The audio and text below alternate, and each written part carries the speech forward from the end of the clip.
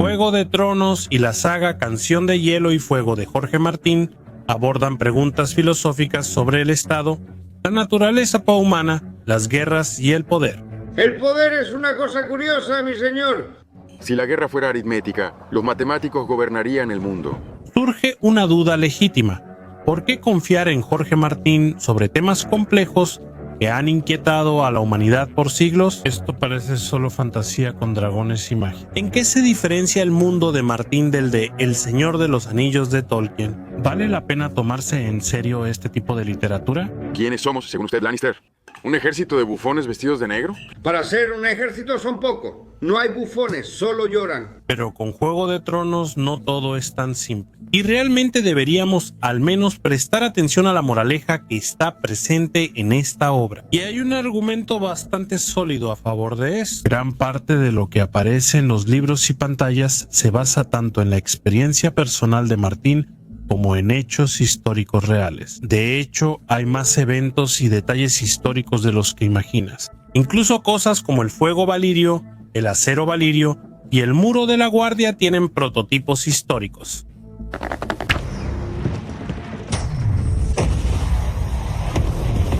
En este video analizaré los principales paralelismos históricos de Juego de Tronos. Abordaremos la violencia en las obras de Jorge Martín. ¿Están justificadas las quejas de algunos espectadores y lectores sobre la excesiva crueldad?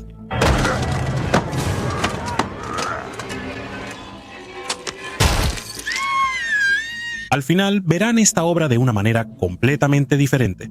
Entenderán cuál es su secreto y por qué está lejos de ser una novela de fantasía común.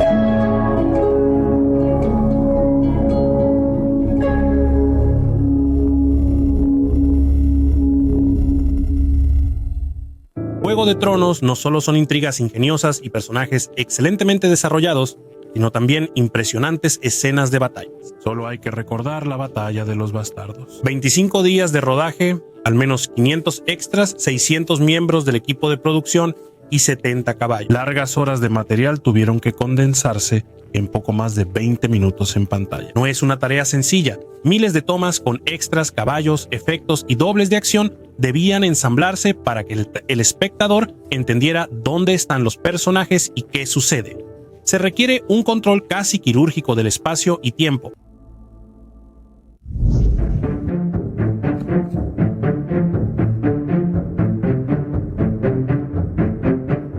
Cuando en una entrevista le preguntaron a Jorge Martín si no había demasiada violencia y sangre en sus obras, él respondió: por mucho que yo invente, en la historia hay cosas igual de horribles, si no es que peores. Y por los hechos históricos que voy a exponer a continuación, entenderán que esto es absolutamente cierto. Todos conocemos a Jorge Martín como escritor, pero no todos saben que, además de haberse graduado de la Facultad de Periodismo, también se interesó seriamente en la historia. Esto es lo que él mismo dijo al respecto en una entrevista. Siempre he adorado la historia. En la universidad me especialicé en periodismo, pero mi segunda especialidad fue historia. Y antes de la universidad leía mucho sobre eventos históricos populares y novelas históricas. Yo mismo también pensaba en escribir prosa histórica sobre mis periodos favoritos. Es interesante que, a pesar de que algunos acusan a Martin de ser excesivamente cruel, sus obras en realidad no son tan sangrientas, ni en comparación con los eventos históricos reales, ni en relación con otras obras literarias. Una vez circuló en internet una supuesta carta abierta de George Martin, donde respondía agresivamente a las quejas de los fanáticos sobre la violencia excesiva. No les voy a leer toda la carta, pero me detendré en algunas citas especialmente destacadas. Permítanme hacerles la siguiente pregunta. ¿Quién de ustedes ha oído hablar de William el Maldito Shakespeare? Si ese nombre no les suena, les recuerdo. Es el escritor más famoso y reconocido de la historia. Y además es el tipo que, sin inmutarse, mata a sus personajes de maneras increíblemente brutales todo el maldito tiempo. A un tipo le aplastaron la cabeza. Esos lloriqueos ni siquiera habrían provocado una sonrisa condescendiente en el sádico sediento de sangre Shakespeare. Y seamos sinceros, muy rara vez una muerte escrita por mí realmente sorprende. Casi siempre la muerte es una consecuencia directa de las acciones estúpidas de los personajes, cegados por el orgullo, el honor y un enorme ego. Poco después se supo que la carta era falsa, y que Jorge Martín no la escribió. Pero en realidad, la mayoría de lo que está escrito ahí es pura verdad. Debajo de este video pondré un enlace a la traducción completa de esta carta en mi canal de Telegram. Más tarde pueden usarlo y leer el texto completo. De mi parte, quiero agregar otro ejemplo destacado que no estaría mal incluir en esta carta: los hermanos Grimm, quienes escribían literatura infantil. Por ejemplo, en Cenicienta, una de las hermanas se corta un dedo del pie para ponerse la zapatilla. La otra lo hace con el talón. En Blancanieves, como castigo, la bruja baila hasta morir en unos zapatos de hierro al rojo vivo. Hansel y Gretel, la bruja que atrae a los niños con una caza de dulces, planea engordarlos y luego asarlos y comérselos. Al final, los niños la empujan al horno y la queman viva. En el repertorio de los hermanos Grimm está el cuento de La chica sin mano, sobre una joven mutilada. Probablemente los hermanos Grimm tienen el récord de violencia en los cuentos de hadas. Y después de eso, creo que definitivamente no deberíamos reprocharle a Jorge Martín por ser demasiado cruel en la literatura. Pero pasemos de la literatura a la historia. Como ya dije, la historia a veces es mucho más cruel que las invenciones de Jorge Martín. De hecho, algunos eventos en Juego de Tronos tienen claros prototipos históricos, lo cual ha sido confirmado varias veces por el propio autor.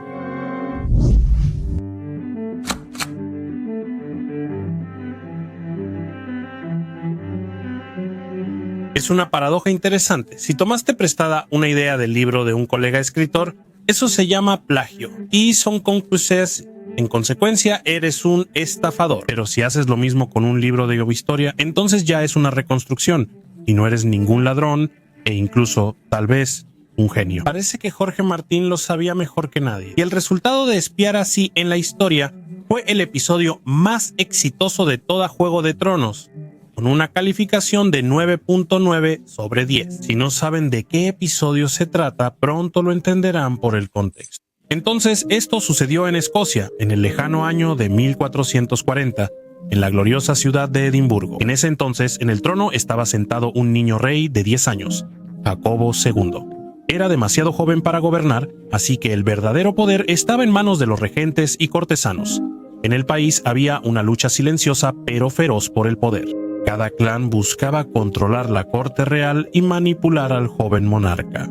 Entre la aristocracia destacaba el clan escocés de los Black Douglases, o Douglas negros. Sus tierras, riquezas y ejército los hacían casi iguales al rey, y eso asustaba a otras personas influyentes. Tras la muerte de Archibaldo Douglas, el quinto conde, su hijo William, el sexto conde Douglas, heredó el título y una enorme fortuna a la edad de 16 años. Joven, aún inexperto, pero increíblemente rico, el muchacho se convirtió de inmediato en un blanco fácil para las intrigas. A la cabeza de la oposición contra Douglas estaban el canciller de Escocia, William Creighton, y el noble Alexander Livingston. A ellos se unió el tío de William, el conde Avondale, quien también aspiraba a la herencia. Juntos decidieron deshacerse de los jóvenes herederos de los Douglas y así debilitar el poder de todo el clan. Y así, un día, William Douglas y su hermano menor David fueron invitados al castillo de Edimburgo. Parecía que todo era simplemente un gesto común de respeto. Banquete, música, el rey, comida y vino. Los hermanos se sentaron a la mesa con Jacobo II de 10 años.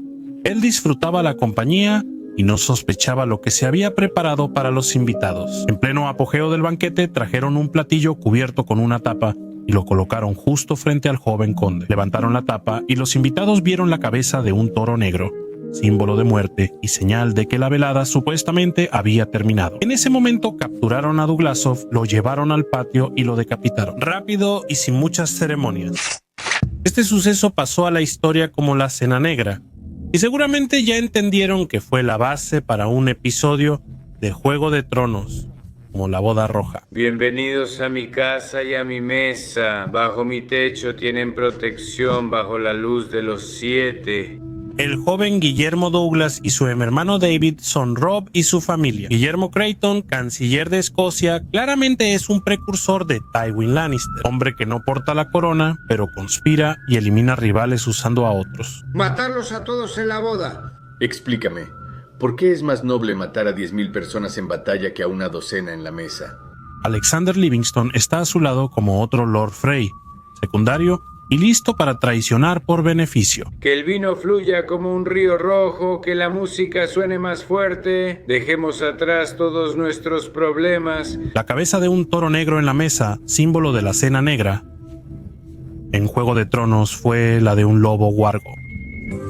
El rey del norte, el rey del norte, el rey del norte.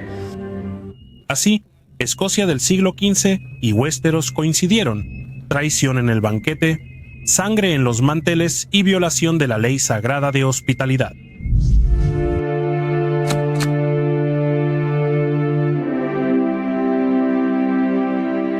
Otro episodio de la historia que claramente sirvió de inspiración para Jorge Martín fue la Guerra de las Rosas Rojas y Blancas. Inglaterra del siglo XV, apenas unas décadas después de la Cena Negra, se sumerge en un caos sangriento. Casi 13 años de disputas dinásticas entre las casas de York y Lancaster.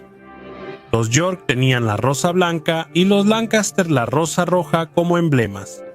Por eso se llamó la Guerra de las Rosas Rojas y Blancas. Las casas reales, cada una se considera legítima heredera al trono. El rey Enrique VI de la casa de Lancaster es débil e incapaz de gobernar. Sus rivales, los York, reclamaban sus derechos por sangre y trataban de defenderlos por la fuerza de las armas. Esto resultó en rebeliones, golpes de estado y batallas que casi acabaron con la antigua aristocracia y ambas ramas de la dinastía Plantagenet, Lancaster y York. Jorge Martín mismo ha dicho en varias ocasiones que la Guerra de las Rosas fue una de las fuentes de inspiración para Canción de Hielo y Fuego. Los Stark son como los York, orgullosos norteños apegados a sus tradiciones y tierras, y los Lancaster son los Lannister. Ned Stark, ejecutado en la plaza, es Ricardo de York en 1454 a 55.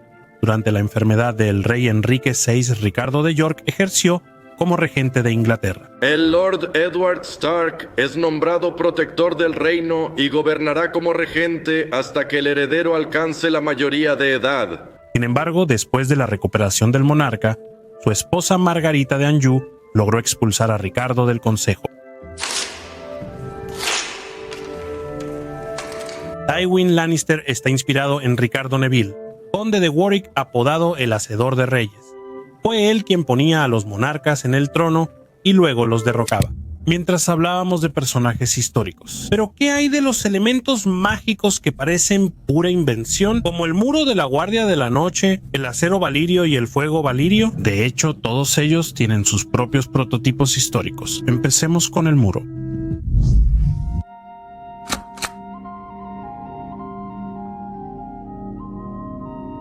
En el siglo II de nuestra era, el Imperio Romano alcanzó su máxima extensión territorial. Esta fue la llamada Edad de Oro de Roma, pero con las Islas Británicas las cosas no eran tan favorables para los romanos.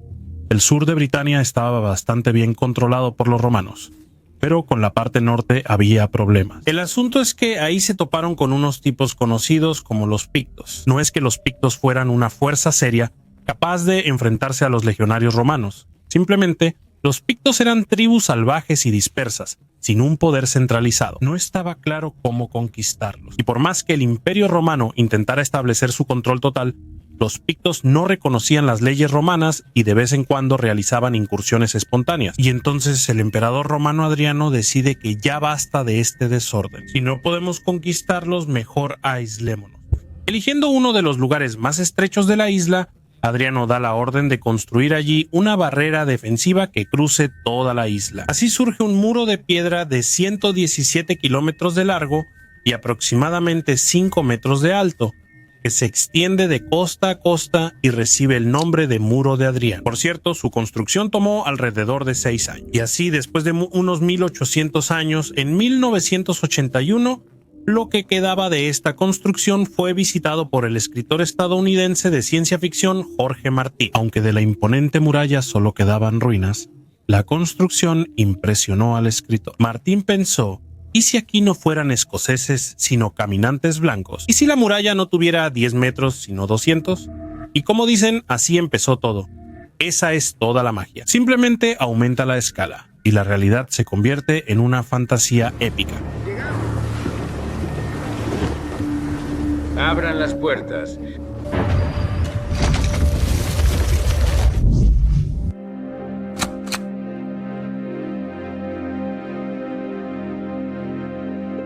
Otro préstamo obvio de la historia real fue el acero valirio. Acero valirio. En Juego de Tronos es un metal rarísimo del que están forjadas espadas legendarias como la de Ned Stark o Garra Larga. Impresionante. ¿La acaban de forjar? Sí. Corta armaduras como papel, brilla con patrones hipnotizantes y, lo más importante, guarda un secreto, pues su técnica de fabricación se ha perdido. Las espadas de acero valirio no se forjan desde la maldición de Valiria. Solo los herreros pueden fundir una espada y transformarla en otra. 3 herreros vivos saben cómo trabajar el acero valirio. El mejor de ellos vivía en Volantis. Yo mismo lo invité a Desembarco del Rey. Pero toda esa magia no nació en Westeros, sino en el mundo real, entre los herreros del Medio Oriente. La inspiración para Martín fue el acero de Damasco. Para los caballeros europeos, encontrarla por primera vez en las cruzadas fue un gran choque cultural. Sus propias espadas en ese momento no eran de la mejor calidad. El hierro era blando y las hojas podían doblarse con un golpe fuerte. A veces aparecían mellas, pero las hojas damasquinadas seguían siendo flexibles, resistentes y, además, impresionaban con sus misteriosos patrones en la superficie, como si olas o neblina se deslizaran por el filo. Nadie en Europa podía reproducir ese efecto. Con el tiempo, alrededor del acero damasquinado surgió todo un halo de leyendas. Se creía que estas espadas cortaban cotas de malla de un golpe, nunca se desafilarían y su secreto se perdió para siempre. Parte de estas historias son mitos y parte son exageraciones. El acero valirio es como el acero de Damasco llevado al extremo. Mientras los herreros árabes usaban técnicas avanzadas de aleación y forja, los metalúrgicos de la antigua Valiria empleaban fuego de dragón, hechizos y magia de sangre.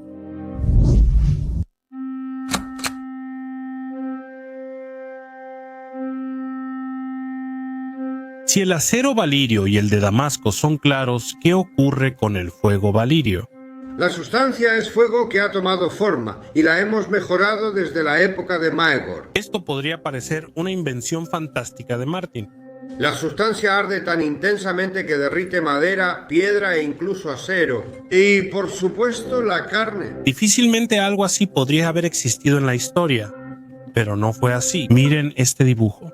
Data del siglo XII y muestra eventos de 4 siglos antes. Una batalla naval entre los bizantinos y la flota del coronel rebelde Foma Slavianin en los años 821 a 823. En la miniatura se puede ver claramente cómo el barco bizantino lanza un chorro de llamas y el barco enemigo se prende fuego. ¿Acaso es esto algún tipo de lanzallamas antiguo? Ante ustedes está la imagen del uso del llamado fuego griego.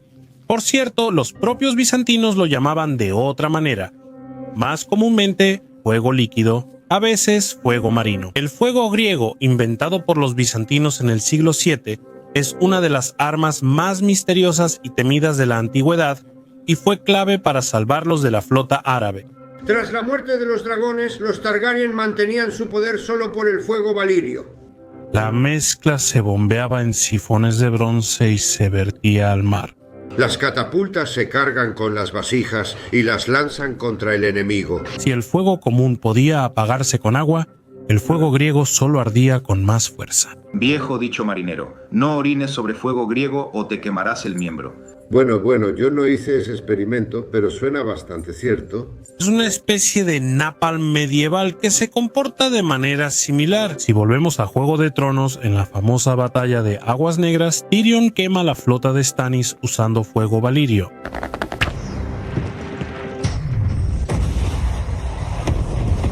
¿Y esto no es acaso una alusión directa a las victorias bizantinas con fuego líquido?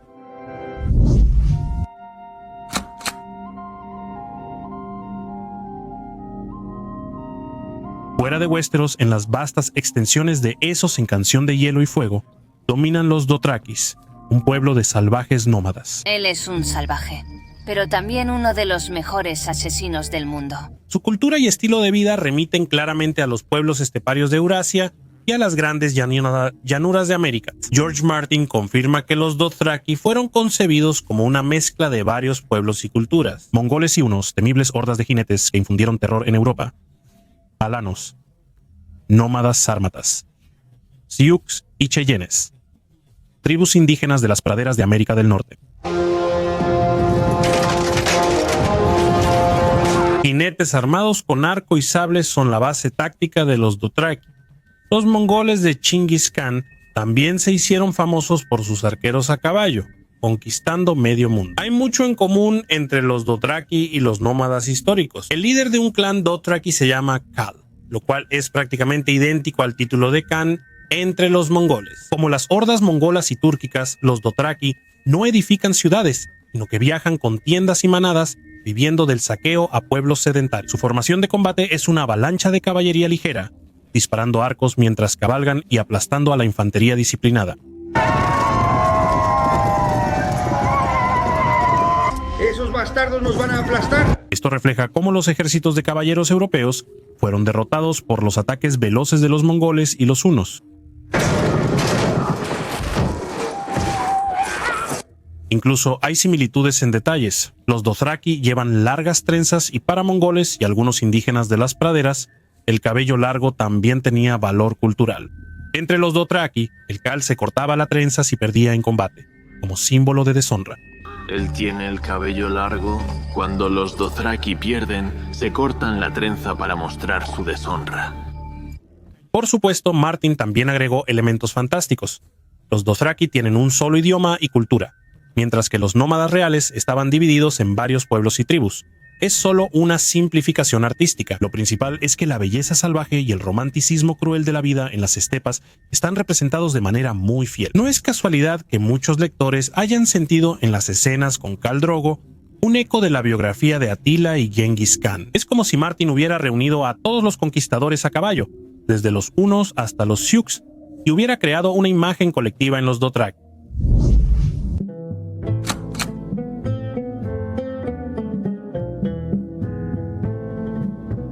Dorne, al sur de Westeros, destaca por su clima caluroso y seco, desiertos, oasis y una cultura única, incluyendo derechos de herencia iguales para mujeres, y la apariencia distinta de sus habitantes. Los dornienses de piel oscura y cabello negro contrastan con los norteños de piel pálida. El estilo de vida de la nobleza en mi región es distinto a las costumbres de Dorne. Todos tienen sus propias tradiciones. En una de las entrevistas, Jorge Martín señaló que varios lugares sirvieron de inspiración para Dorne, desde los principados de Gales hasta la España de la época de los moros y el Medio Oriente. Los oasis y jardines acuáticos en Lanza del Sol recuerdan la arquitectura morisca, como los jardines de la Alhambra en Granada.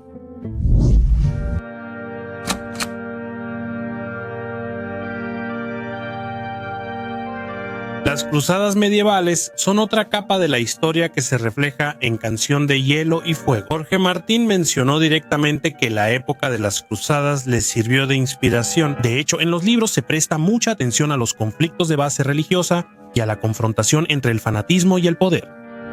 Todos son iguales ante las leyes de los dioses. Temas que eran relevantes en la época de las cruzadas. Este es su juego. Es muy viejo, tonto y poco convincente. Las cruzadas y la trama de Stannis con Melisandre y el culto de Erglur reflejan la misma idea, cuando la fe convierte la guerra en misión sagrada. Señor de la luz, te ofrecemos el regalo de estos dioses falsos. Ilumínanos con tu luz. En la Edad Media, miles marcharon a Tierra Santa gritando «Dios lo exige». Melisandra hace lo mismo, pero todo es por el Señor de la luz. Al igual que los cruzados que quemaban herejes para purificar el mundo, Melisandra quema a sus víctimas y afirma que el fuego es la única salvación. Y si las cruzadas demostraron cómo el fanatismo religioso puede eclipsar lo humano, en la obra de Martin vemos el mismo proceso. Un rey que no lucha por el trono, sino por la fe, y en el camino pierde todo lo humano. A ti te ofrecemos a este niño. Por favor. Para que la purifiques con tu llama y esa luz nos muestre el camino.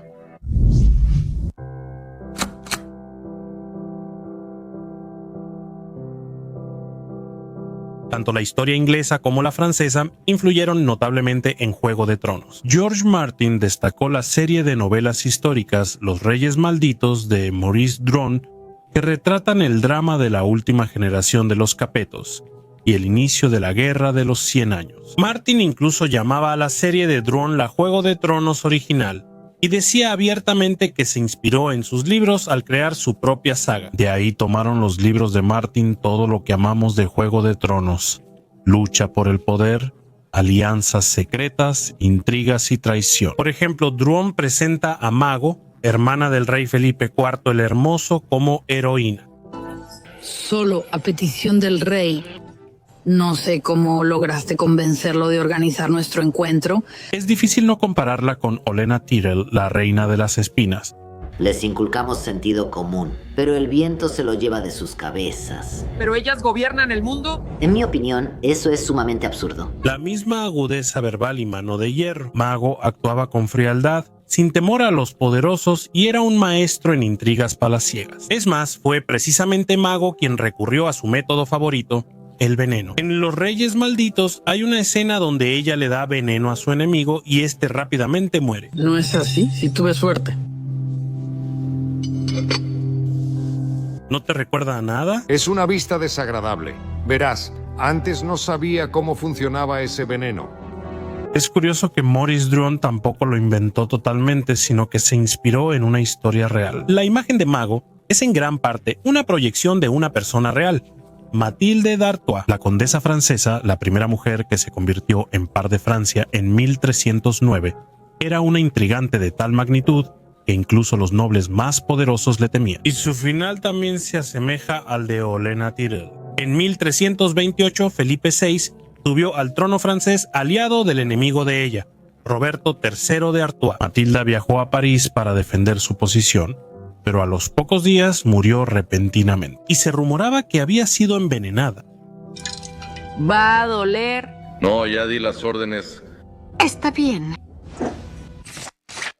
En resumen, Jorge Martín creó un mundo rico, creíble y detalladamente construido, logrando infundirle el espíritu de la verdadera Edad Media. Desde los banquetes ensangrentados en Escocia hasta la valentía y la traición de los caballeros de Europa, todo se reflejó en Juego de Tronos. El autor nunca lo ocultó. Decía en una entrevista que la historia es una mina de oro para los aficionados a la fantasía. Por eso los acontecimientos de la epopeya nos atrapan tanto. En ellos se siente la verdad y la profundidad sugeridas por la propia vida. Jorge Martín se inspiró en épocas históricas y crónicas, como confirman sus entrevistas y cartas a fanáticos. Él mezclaba prototipos, añadía ficción y creaba acentos dramáticos magistralmente. Aquí está una de las principales diferencias entre el mundo de Jorge Martín y el de Tolkien. Tolkien creaba una mitología épica, reuniendo una epopeya propia para Inglaterra. Martín, en cambio, se basó precisamente en la historia, sangrienta y cruel, pero por ello muy convincente. Tolkien nos regaló un cuento de hadas, Martín prácticamente una novela histórica. Ambos mundos son diferentes en esencia, pero igual de influyentes. Sin embargo, si les gustaría ver análisis de El Señor de los Anillos y una inmersión en el mundo de Tolkien en este canal, pueden influir en eso. Escríbanlo en los comentarios. Y por supuesto no olviden apoyar el video de la manera que les sea más conveniente. Esto ayuda a seguir trabajando y a sacar nuevos videos